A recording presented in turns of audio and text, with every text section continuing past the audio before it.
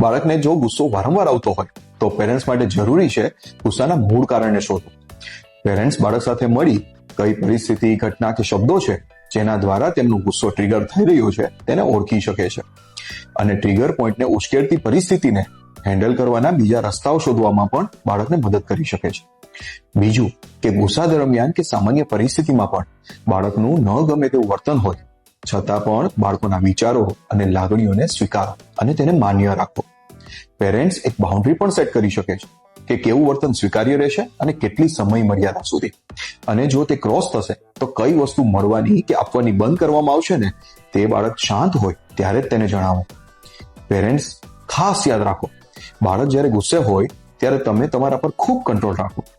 બાળકની સામે ચીસો પાડવાનું કે અન્ય રીતે ગુસ્સો કરવાનું ટાળો. શાંત અવાજનો ઉપયોગ કરો અને તમે તેને સાંભળી રહ્યા છો તેવું વર્તન રાખો.